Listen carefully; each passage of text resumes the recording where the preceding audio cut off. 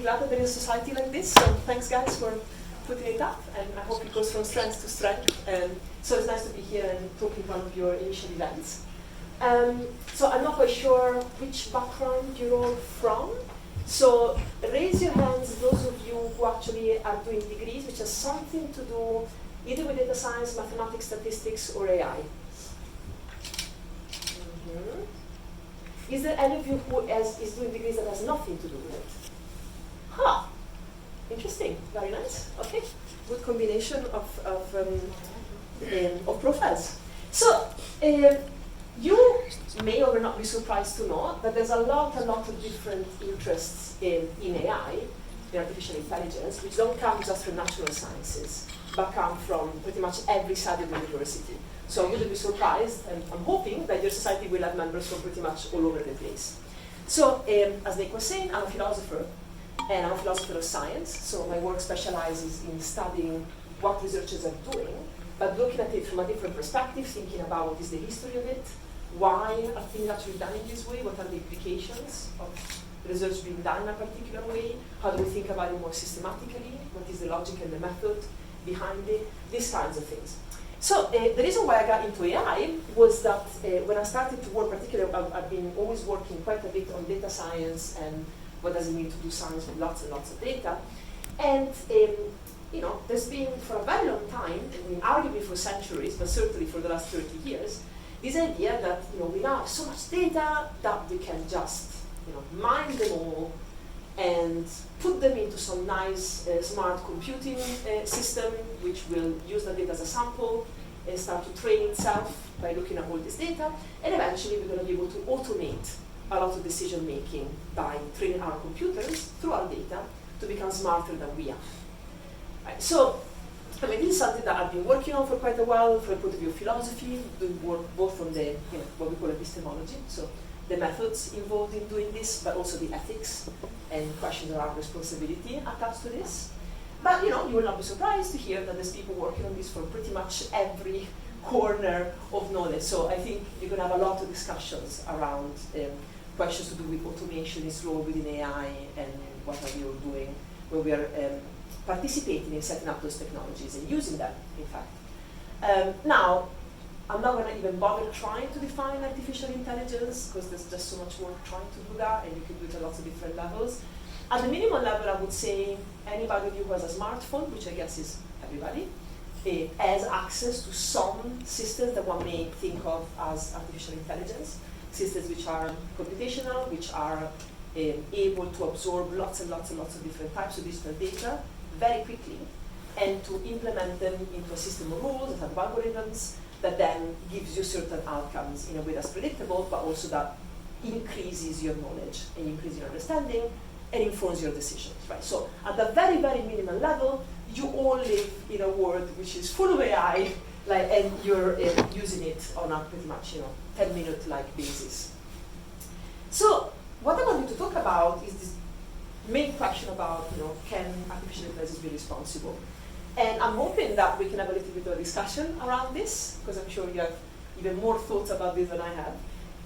I will give you an example of one way to think about the question of ethics and responsibility in relation to AI. And I will do that by looking at some parts of my research.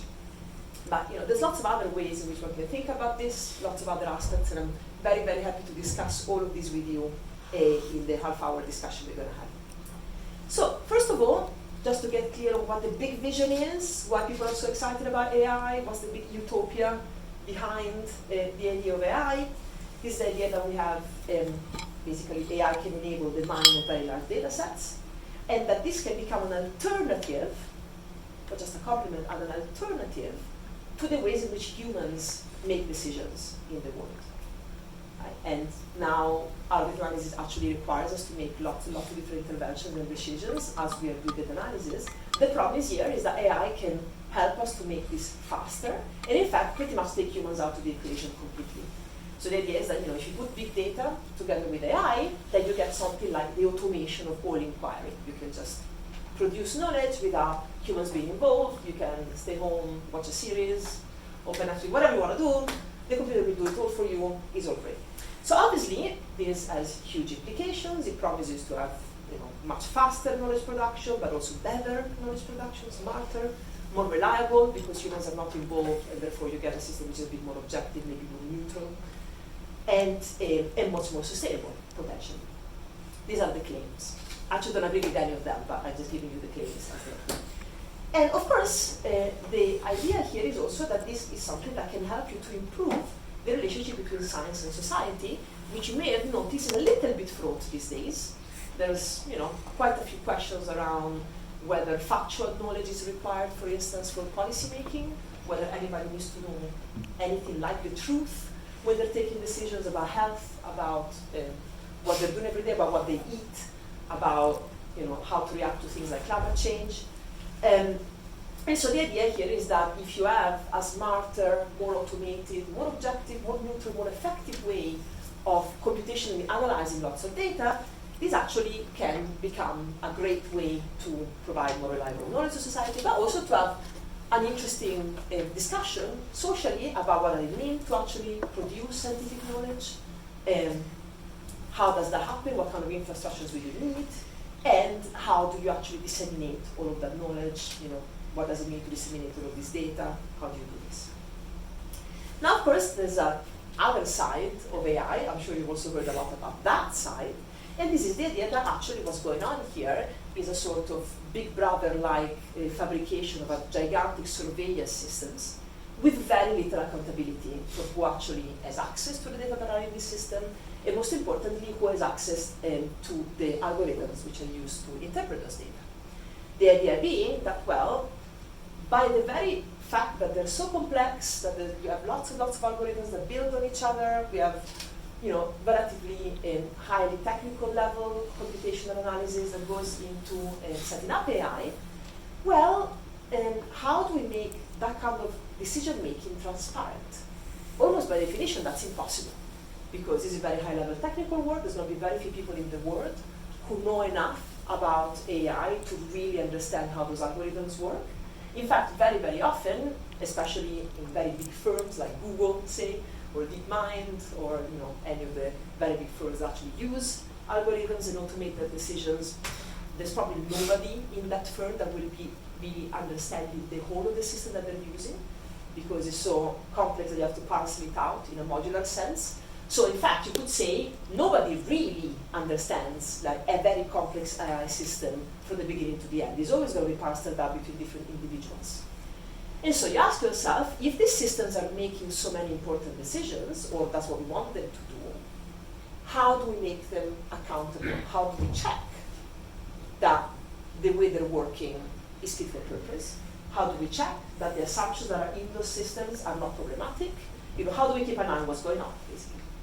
And this is where a lot of people are worrying a lot these days, because the idea is, well, these algorithms are almost by definition opaque. That's the technical term, so we cannot really understand what's going on in them most of the time.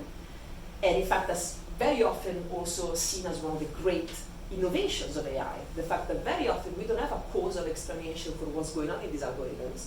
We just know that the results they produce seem to tail very well with what we need to happen in the world, with the samples we already have.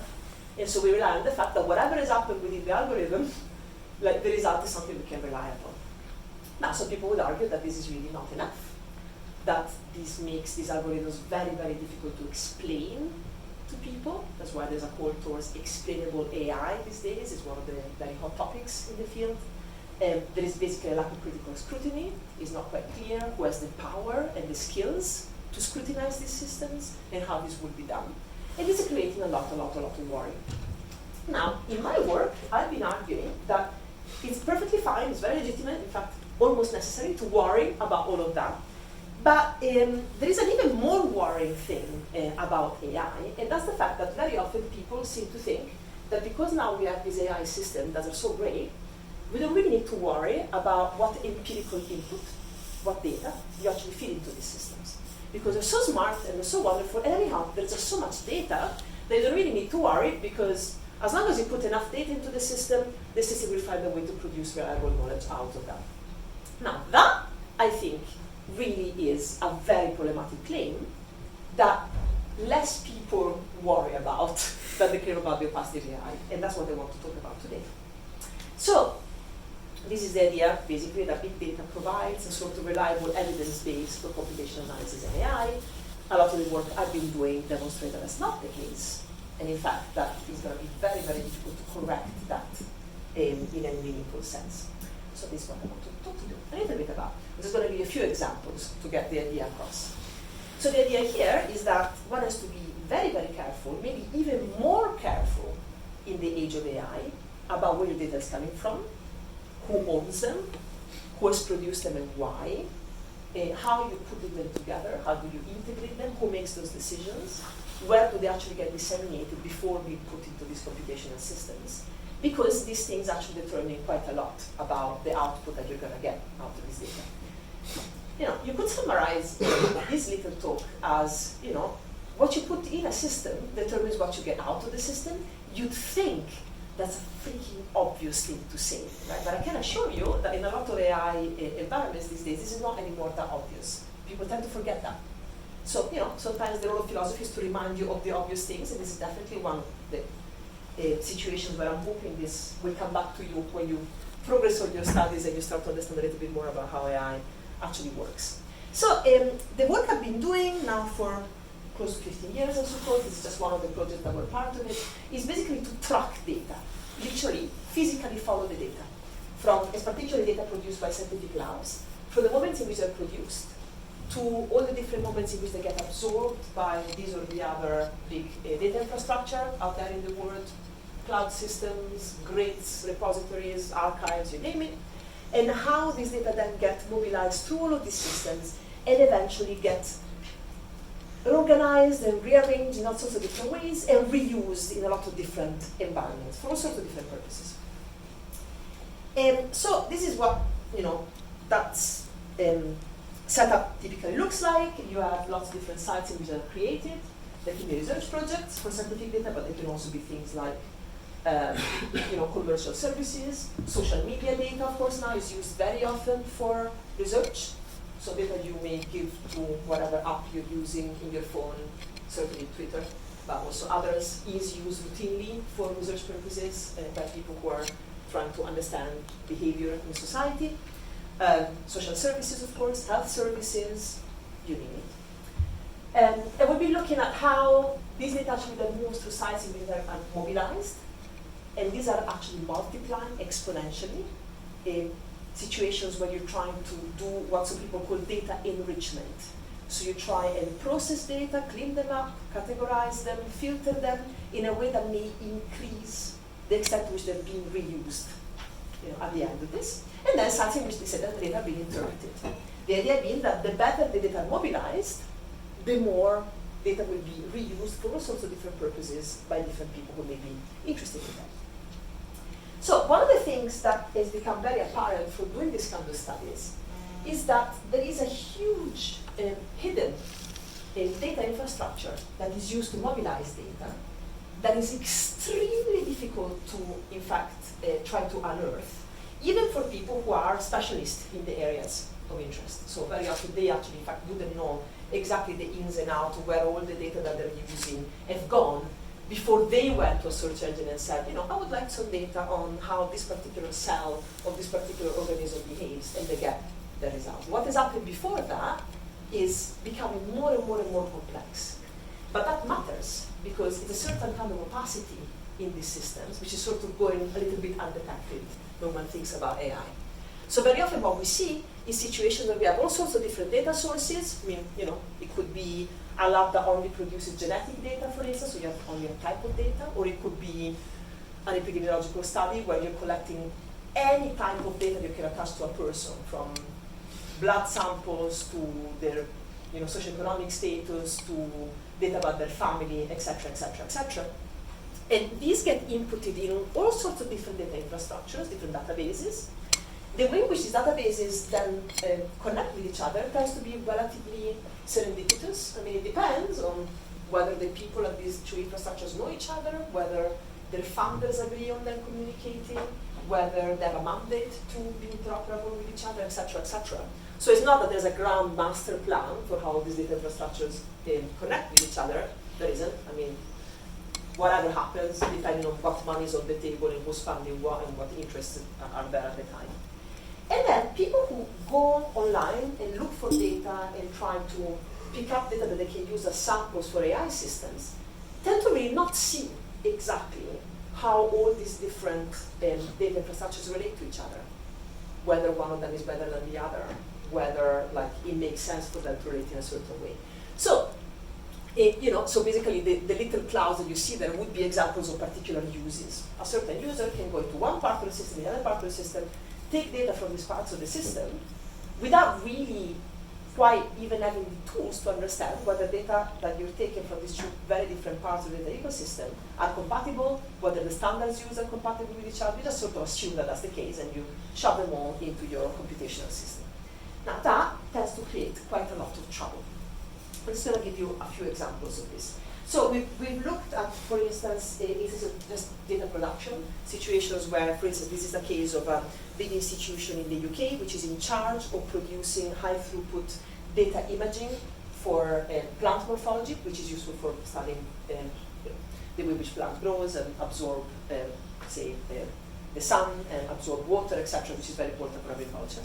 And there is very clear that even for the institutes which are really created to produce this kind of gigantic data sets that then other people can go on to analyze, there is a huge amount of data cleaning and processing within the institute that really makes a big difference between the images that are produced by the different machines that take pictures of the different plants and actually what comes out as reusable data.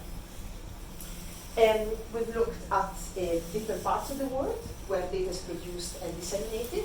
This is a field in Nigeria where we were looking at the ways in which people basically go around a field like that, collecting information about different crops that are being trialed in this field. This is a field where they're cultivating cassava roots, which is one of the staple foods for about 500 million people in the world, so kind of important. And this is a situation where you are creating systems where people can go around the field, collect data directly on the ground, and then input them as open data to servers that then basically beam the information out in open databases around the world.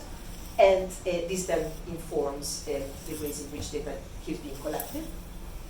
There's very complex classification systems which are tend to be used to collect this data. These are very conceptually interesting.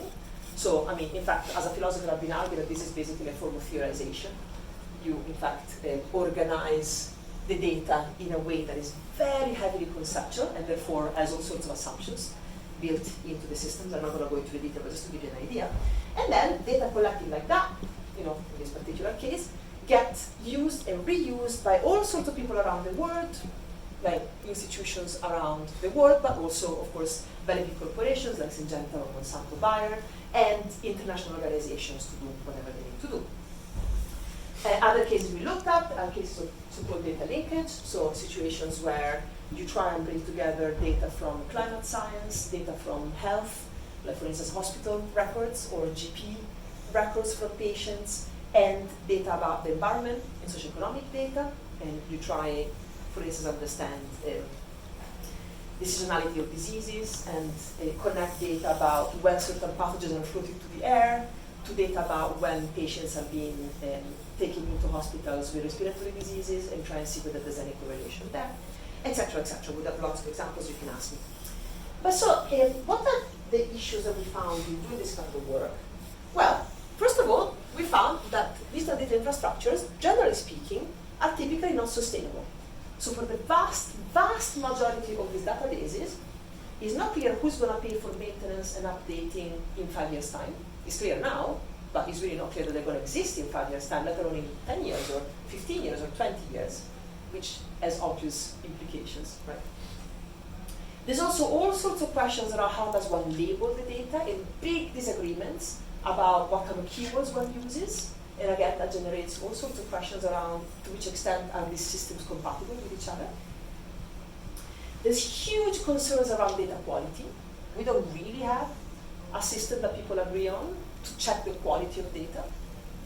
There just isn't. I mean, there's lots of papers, like journals now in science that publish so-called data papers that only publish data sets.